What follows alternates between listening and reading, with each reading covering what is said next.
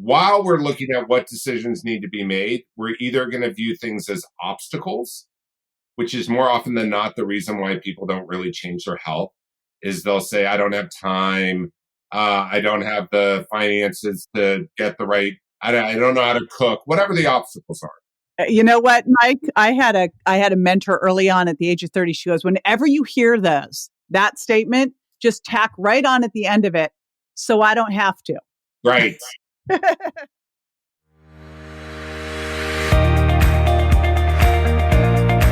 Hey, it's JJ, and welcome to Ask the Health Expert. But this isn't just any old Ask the Health Expert session. This is your bonus session. Yes, it's the weekend, and because it's the weekend, we are going to take some time with an amazing expert.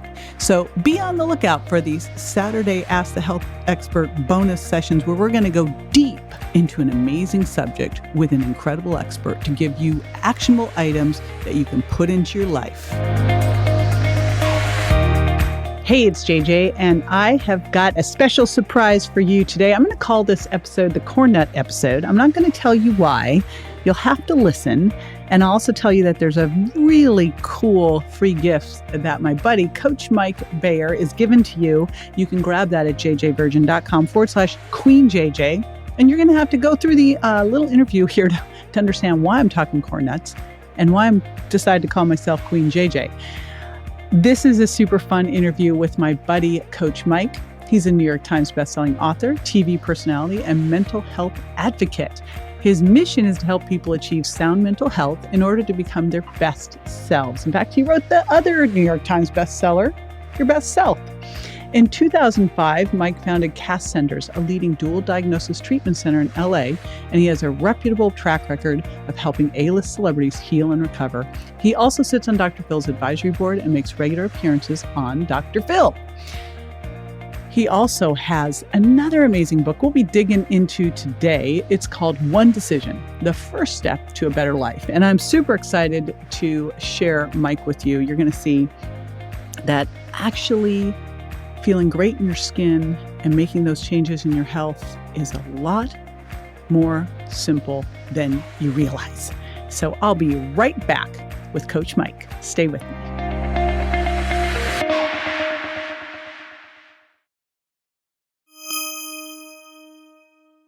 Coach Mike, welcome to the show. I'm super excited to have you with us. Thanks, JJ. Okay, I'm going to bust your chop a little bit here. Bust them. Because I just got to know. I got to know, Coach Mike. I was on your podcast. We had a little go round on corn nuts. I think I made you throw those corn nuts away like while I was there.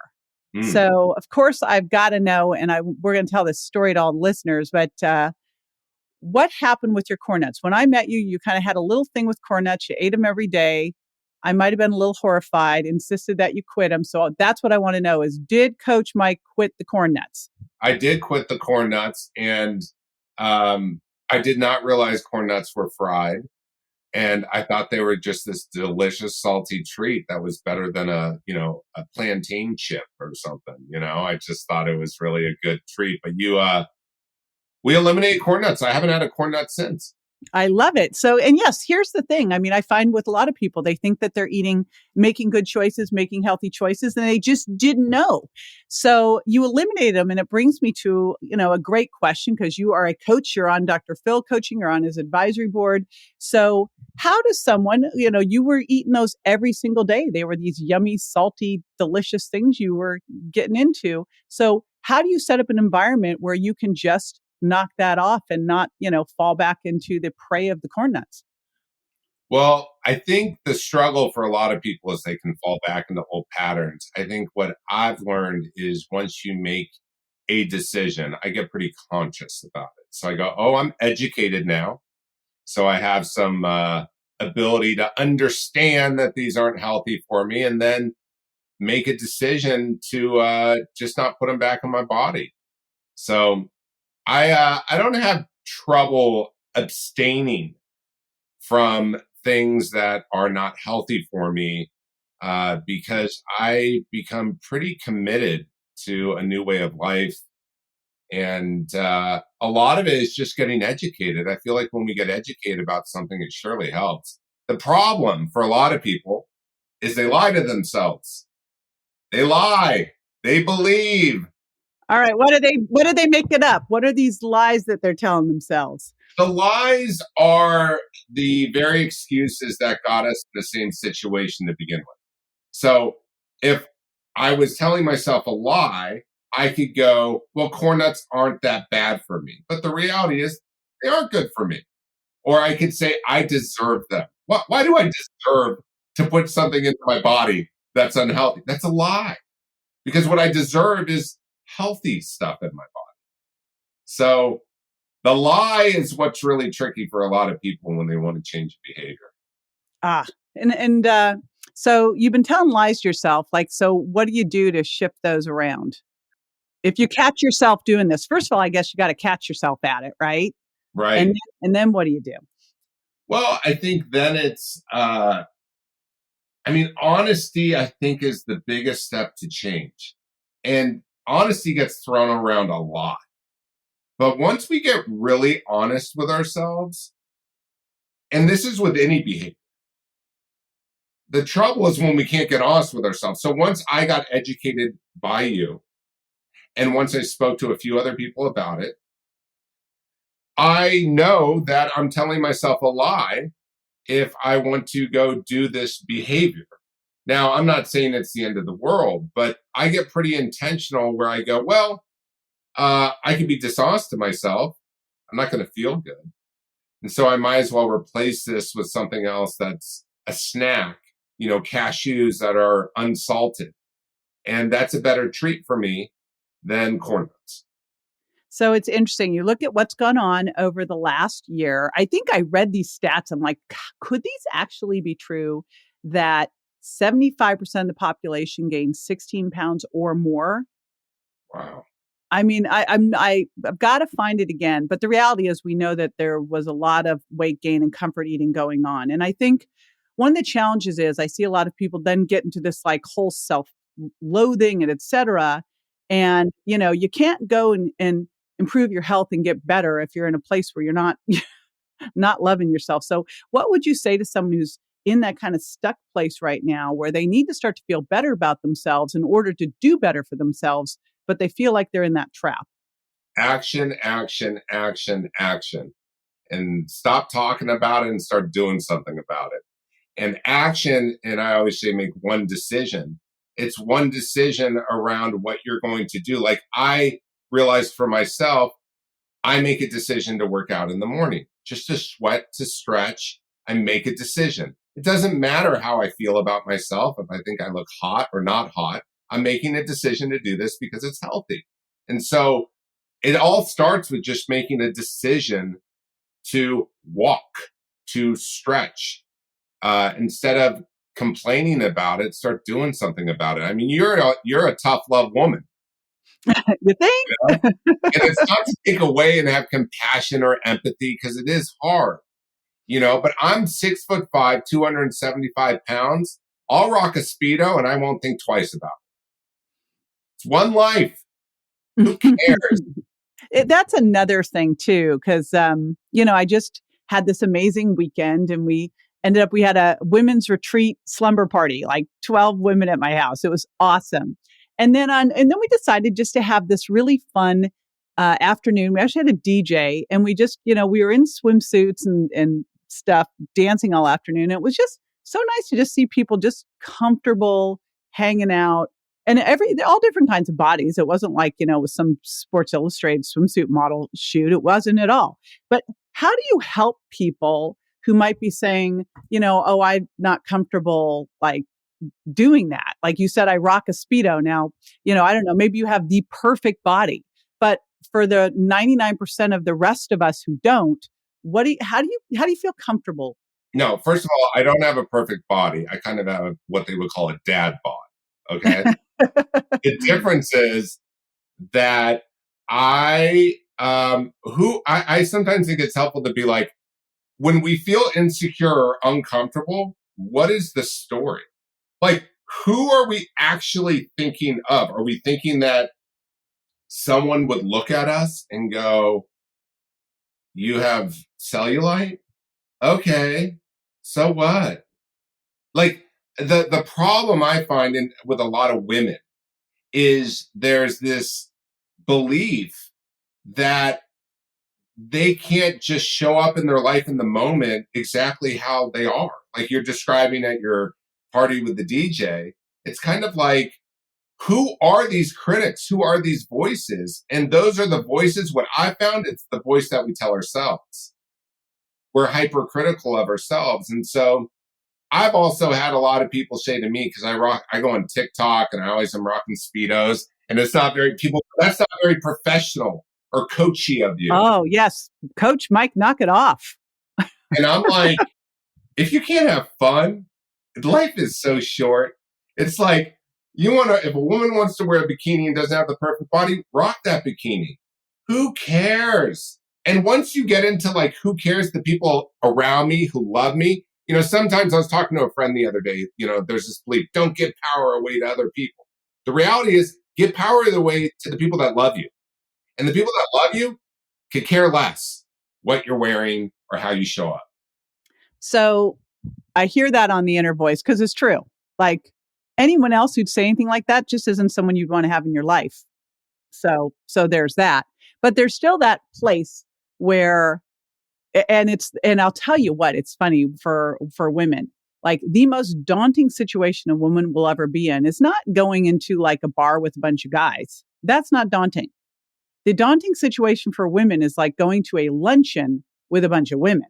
Mm. Like, right? So what's up with this? And how do we help ourselves feel confident and secure in situations that don't feel that way as you're heading into them? I'm going to give you the solution and the secret, and it works. All right. Is be intentional about the purpose of why you're going to the luncheon and stay in the purpose of why you're at the luncheon and not get thrown your energy about your intention of being there.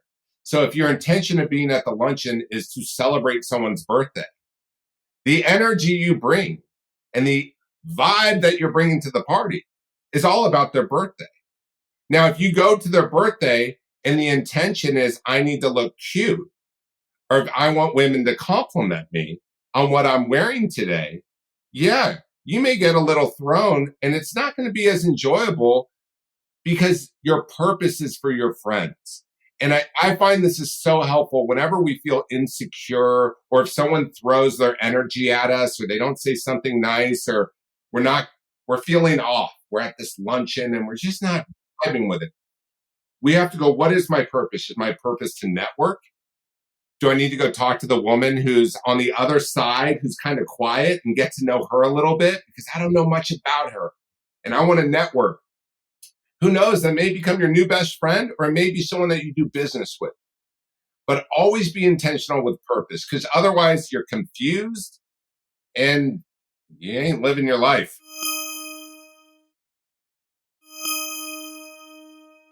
That makes a ton of sense, because I think a lot of us do get wrapped up. I think about the times well, last year we haven't gone to luncheons, but I'm thinking I've actually haven't had to go to luncheons for a long time, which has been really nice. You've never probably had to go to the dreaded luncheon.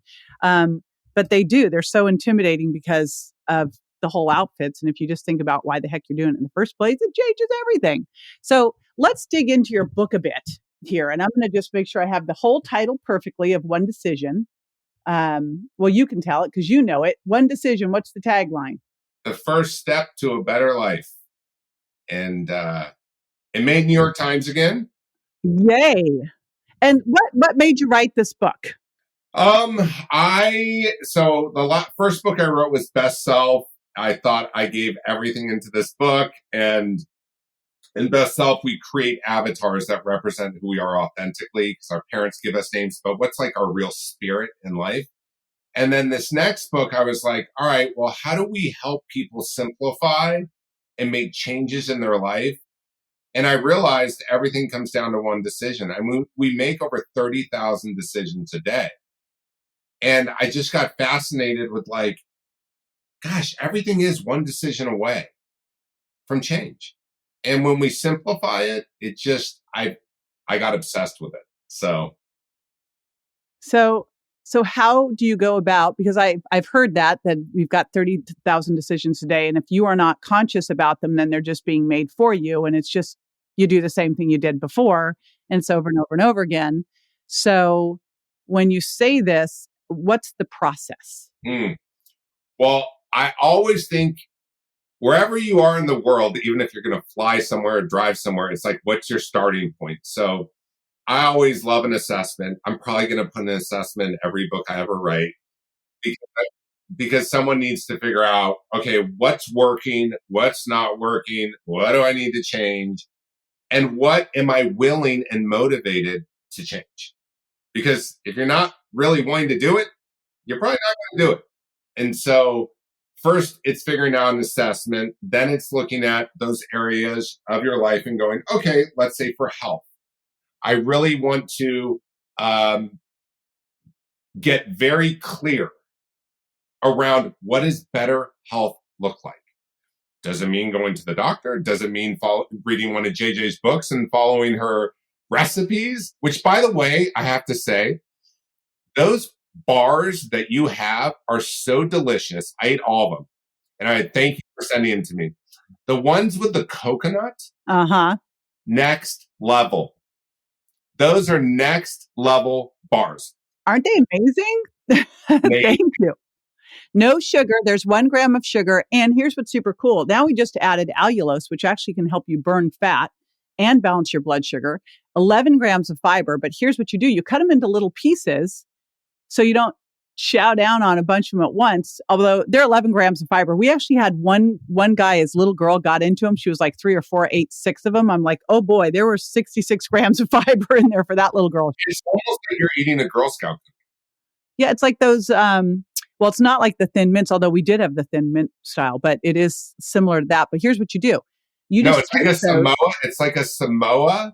Oh yeah, But the difference is the texture of your bar is so much better than a Samoa because the Samoa is kind of like gets in your teeth and stuff. Your bar is healthy, so I just had to say that. I don't know how I said that. Nice. Well, the hack is to take them, cut them up into little pieces, and put them in the freezer. So if you just need a little sweet something, you just grab one. There it is. All right. We were back to the decision. So you were saying, if your decisions were around your health. Yes. Get very clear. Get very clear on what it means to have better health. So whatever that means for an individual, getting very clear, and then figuring out what decisions need to be made to get there. While we're looking at what decisions need to be made, we're either going to view things as obstacles, which is more often than not the reason why people don't really change their health, is they'll say, I don't have time. I don't have the finances to get the right, I don't know how to cook, whatever the obstacles are. You know what, Mike? I had a mentor early on at the age of 30. She goes, whenever you hear that statement, just tack right on at the end of it. So I don't have to. Right. Right. Yeah, that's brilliant. And so it's how do we put those to opportunities? How do all those become, instead of so I don't have to, so I get to change this and I'm capable of changing it. And then we make a decision. And it seems overly simple, but simple works. I think it's not that complicated. We just have to change our mindset and we just have to take action. Well, and we can't do it alone. I think there's this idea, especially like in the self-help space, like just give yourself affirmations. At the end of the day, you only have yourself. It's like we need community. No, oh my gosh. Has this year not proven to us that we need to be connected and have community? And I know you do a lot in the coaching world. I see coaches, I've had coaches pretty much for decades now. Anytime I'm working on something, first thing I do is get a coach in that. I think it's one of the most important things that you can do, to have the accountability, to have the guidance, and plus you commit, And in my perfect world, you'd hire a coach and you'd pay slightly more than you think you can afford. So you really commit. Right. So what do you see as the role of a coach? How important is it to have a coach? Well, I think having someone who can look at our blind spots, having someone that we can be vulnerable with about all of our fears, someone that is purely motivated for us to achieve our goals is a role that we is very difficult to find in life. Um, and someone that really wants us to win and is going to help guide us and create a structure and think differently. It would be like, if you had a team in the NBA and they had no coach and suddenly they just need to show up and play, it would be a hot mess. Same thing as with life for me. I think it's just we all need mentors and coaches, and we don't have to do it alone. And when we feel like we have to do it alone, it's actually really stressful. Yeah. No kidding. So I'd love to hear a success story, especially I mean, I know you work in all sorts of different arenas, but especially one in the world of health. I'd love to, because I always think that success leaves clues, and you can show us, how that one decision, how simple it is. And it would be interesting too, if kind of you brought in some of the best self avatar work as well, or maybe touch on that. Yeah, so I remember working with a woman who single, not happy with her body, kind of uh, was feeling like she was frumpy. Like when she would look at herself in the mirror, she saw kind of a frumpy woman. She was of a different culture, and she kind of had this belief of never really fitting in. She's Persian. A lot of her friends were not, and she kind of just felt like an outcast and would wear oversized garments. Kind of never really pushed herself to figure out how she wanted to represent herself to the world. And so the success with her was helping push her out of her comfort zone and to question the way she viewed life. So why was she believing that she was frumpy? What is frumpy? How did what is the definition of frumpy? And are you sure that you're always frumpy? Well, no, I'm not always frumpy. All right, well, what aspects of you aren't frumpy? And then getting really clear that the frumpiness had to do with how she walked into a room, how she presented herself, how she felt like, and you can go in a circle, right? Like it's easy for people to go, well, that's because I have low self esteem and I feel insecure. So, what I like to do is we really defined her best self, which was, I think it was like Queen Lily. And we defined who she is when she's at her best, who she is when she's not insecure. And we create a little ritual where whenever she showed up on a date or showed up at the gym or even showed up at work and showed up for the day, how was she bringing Queen Lily into the mix? How would Queen Lily greet people? Not Queen like a pretentious, like arrogant queen. Her really being like loving and welcoming and making people feel loved. Because before she would walk into the room and feel like she was frumpy, and then she would eat frumperoni and cheese. So we had to mix it up, and it's about like how do you bring that authentic part of you into all aspects of life.